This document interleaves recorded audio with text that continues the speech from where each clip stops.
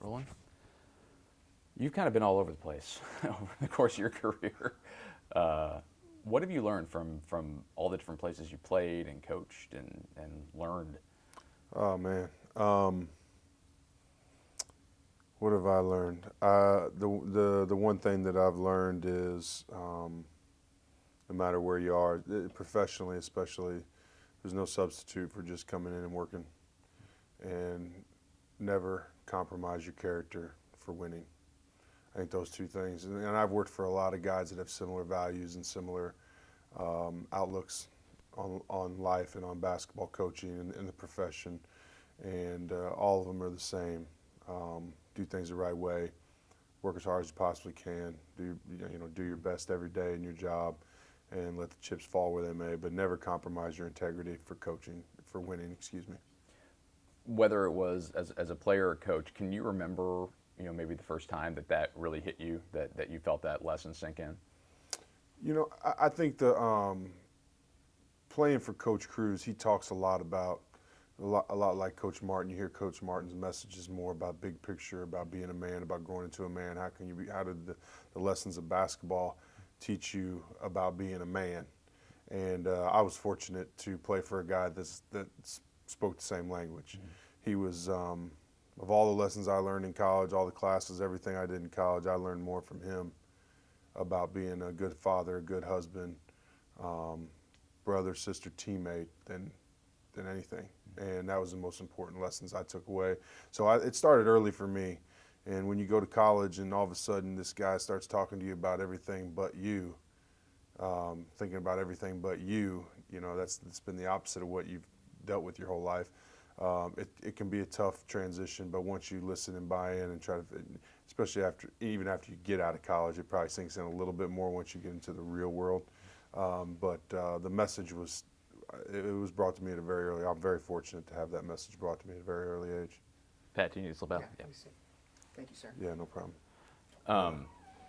It how is coaching an Army different? That might be a loaded question. That might be a lot. But when you think back to coaching at Army, what are the biggest differences? West Point is it's a beautiful place. West Point is a very important place, and the leadership values that they teach those young men and women on a daily basis is super important for not only for obviously for them, it's a great tool, but for our country. And I didn't know anything about it. A lot of people don't know anything about it. They know what it is, but they don't. Once you get inside of it and the intricacies of how the academy works and the amount of time and energy and effort that these young men and women put in on, especially their first 2 years academically and their sophomore year, really, you're talking about they get over 40 hours in one school year. That's equivalent to most colleges getting 2 for student athletes. And student athletes are not an exception there. They're freshman, sophomore, junior, so you have a curriculum that you follow, especially your first 2 years. And there's no exceptions because of playing and all this stuff. So is it different? Yeah, there's some different things there. There's some things you have to get used to. A lot of things you have to learn. I think my first 2 years there, you learning about the military side and acronyms and why things are done this way and why things are done that way and the importance of this and understanding ranks of officers and there's an additional piece there that most civilians don't know about. It's a wonderful piece, and but on the flip side, they're still 18, 19, 20-year-old kids for the most part. And that always comes into play when they come up. We'd say they'd come up because where they would come up the hill for practice, that would always come into play when they would come up because that was the best time of their day. That was a time where they could almost relax a little bit and be themselves and do what they really were recruited to go to the academy to do. What do you still use, sort of tools in your tool belt that you picked up along the way from working at a service academy like that? Well, what the interesting thing is, I worked for my college coach, and our approach was no different than when he coached me as when we coached those guys. A good shot's a good shot. A turnover is a turn. It doesn't matter where you are, what you're doing, or how you're doing it. The coaching part of it, the details and the discipline and the things that you focus on that were important to us at the time as a staff and what we thought was best for those guys to win. You focused on those. That had nothing to do with the academy. Now, the one thing you have to understand, you have to be way better at time management because you get them for a certain amount of time during the day. And you have to utilize that time. You have to be efficient with that time, and you have to get better in that time. And that part of it was really, really good because you have to be super organized. You have to know exactly what you're doing. You have to stay on time. I think really it was really good for my boss at the time because my boss would like to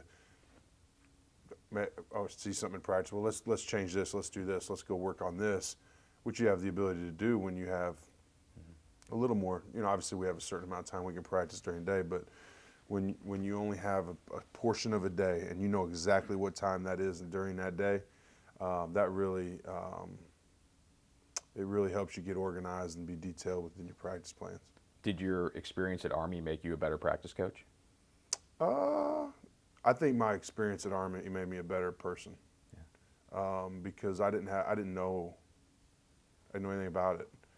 I met a lot of really good coaches and really good people and coached a lot of bright, tough guys that all went on to do big time things. Some still in the Army, some on Wall Street, some are coaching, some are doing different things, pharmaceutical sales right down the line.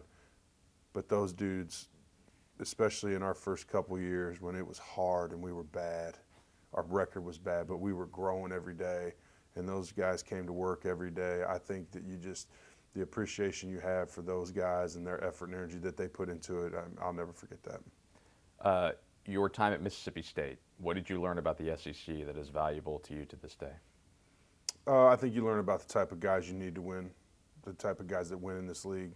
You understand the level of athleticism, along with the amount of really good coaches that you have in this league.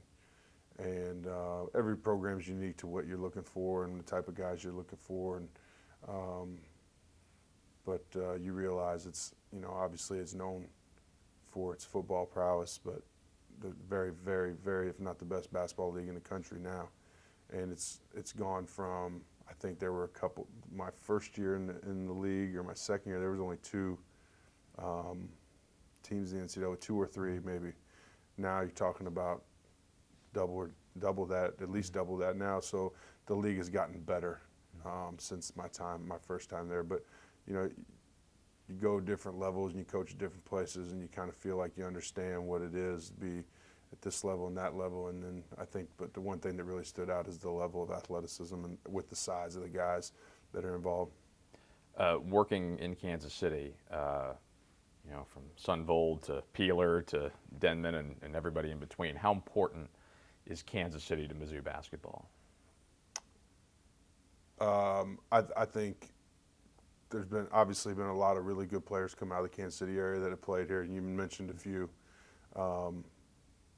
along with St. Louis, and I think Mizzou basketball represents the entire state, and we want to continue to do that, and not only the entire state but the area. I think Kansas City, I think St. Louis, I think the entire state is very important to Mizzou basketball. What did you learn about the state of Missouri that has helped you as you've gone from UMKC to Mizzou, and you've spent, what are we at, 4 or 5 years in a row inside the state of Missouri? Because you were at UMKC for how long? 3 years? Just 2 years, Just 2 years. At UMKC. I've known Mizzou basketball my whole life. I'm from Quincy, Illinois. I'm born in Quincy, Illinois. I lived in Mattoon, Illinois. I've known about Missouri basketball. I played with Doug Smith and Derek Grimm in the CBA. I've known how important Missouri basketball is to those guys, and they always used to talk about their experiences here and what it means to them. And Derek's an Illinois guy, came to Mizzou, had an unbelievable career here because it was a perfect fit for him, and what it's done for him and his family and how important it was for him. I just can remember him telling stories about that when we played together. So I've always had a familiarity with it. I know I'm from the Midwest, so Being at UMKC, being in Kansas City, that was really good because my family and I had never been there before. We really loved living there. Made a lot of great friendships there, taking this next step here has been awesome. Doug Smith was a guy you probably, grew up watching Sure. a little bit. And Yeah. I don't know that people remember how good he was. Automatic double guy. I mean, he was one of the best players in the country. What do you remember about, maybe first watching him during his career at Missouri and then getting a chance to play with him overseas? Well, I mean, when you watched him as a player, the one thing that stood out was his ability at his size to get up and down the floor, run the floor, and rebound it, outlet, get a dunk on the other end. He would do that all the time, and it was all effort. You could see it. And Doug loved to play. Doug has an incredible personality, loves life. Being around him, he makes you feel good. And I would imagine that was the same way. I know it was as a teammate, and I would imagine it would be the same way as a coach. When you have a chance to coach a guy like that who give you tremendous effort. Doug was he was a little bit one of those hybrid forwards before they existed, along the lines of a Kevin Garnett or whatever, where you could run the floor, play multiple positions, shoot. Ended up shooting a lot of perimeter shots as his career went on. So, super talented, but a really good person. When the opportunity came up here for you to come here, you talked about this a little bit. You grew up just across the river. You've known Mizzou. You're playing with Buck Grimm and Yeah. and Doug Smith and everything.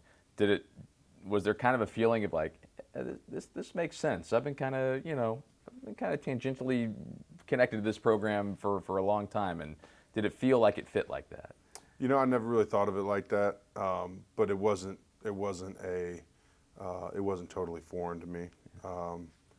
But for me, in coaching, when you get the opportunity to work for great people, guys that are high character guys that have the best interests of the team, will have the best interests of you and your family. Are gonna operate at the highest level of character. That's the thing that really excites you when you get an opportunity to do that. And when Coach Martin called me and asked me if I would be interested in joining him, it was no hesitation because I've known him for so long, and I know exactly what he's about, and he lives it. And being around him now for 9-10 months that I've been around him, everything I know about him is real. And having the ability to be around him every day and see him develop these young guys and feed them and help them grow on and off the floor has been really, really, really fun. What is your primary role here? What do you really try to bring to the staff? Energy, enthusiasm. I mean, obviously we have our responsibilities as a staff, as an assistant coach. I get the opportunity to work with our bigs almost daily, which is fun, especially when you got young guys who are really growing up and you can see them growing up right before your eyes. And then, scouting reports, recruiting, and then just being part of the staff. Yeah. What was I gonna? Just like. Oh yeah, Scouting report. scouting. So we're. It's been suggested that we do a kind of go in depth on scouting maybe for a story in the future. Where does a scout kind of begin for you? Obviously, without giving away, No, sure, no, it's easy. any particular intel, but where does it when you've got a scout, sort of where does it begin? How do you sort of start that task and then follow through with it? Well, there's a lot that goes into it. I mean, obviously, there's coach does everyone. He's involved with every scout, and then the assistant coaches will alternate which team will scout. And in the beginning phases of it, you just gather information. A lot of people are involved in gathering information, and you get the information on a team, and you start just studying it, and then as the year goes on, the more film you get. So as we go into a conference game, you kind of look at how you go back. Some people go back 3 games, some people go back 7 games, some people watch all of them. I tend to end up watching the majority of the games for my scout that the opponent has played, and you go through and you watch it, and you try to figure out tendencies. Number one, offensively and defensively. You pull out plays and sets and the things that you feel like are the most important for your guys. And the one thing you can't do is, as the year goes on and the more games teams play, the more stuff you see. And you have to be careful of giving too much information, because at the end of the day, you got to go through and you got to make sure that they're educated on their opponent. Number one, tendencies, personnel, each guy, what they're doing, how they're doing it, and then what they like to do and how they like to score. But at the end of the day, we have to really concentrate on us as well. So there's a fine line that you get into of, this is the info that you need to know, this is what they do, and this is what but this is more important. What's more important is what we do. Right. So. I know, personnel obviously changes every year in college basketball, and coaches change and everything, but has your previous experience in the SEC been valuable, especially maybe with little things, that you picked up when you were at Mississippi State that you remember, previous experience, things like that?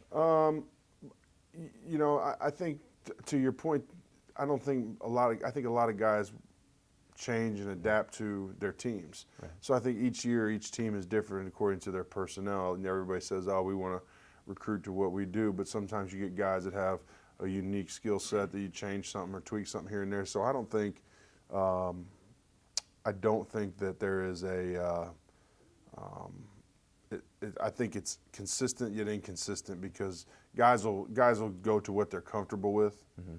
But at the same point in time, there's a lot of tweaks and changes according to personnel every year. So, and honestly, there'll be game to game where, we could play a team here and you watch it, we'll play them in a month. So you go back and watch your game, and then you watch 5 games before your next game. And in those 5 games, they did nothing that they did before you played the first time, because they're trying to get better, and they're making adjustments. So you just have to be ready to adapt, and I think, personnel is important, understanding who you're going against. That kind of stuff as the year goes on it doesn't change as much as what teams do. So how important is an open mind when you're sitting down to start a scout? Oh, I think it just goes back to getting organized and studying and knowing what's going on, and then studying it again and making sure you dot your I's and cross your T's, and try to go over as much as you can and give the guys as much as they can handle, and much as they can, not as much as they can, as much as they need in order to go out and compete. And not make any assumptions, I assume.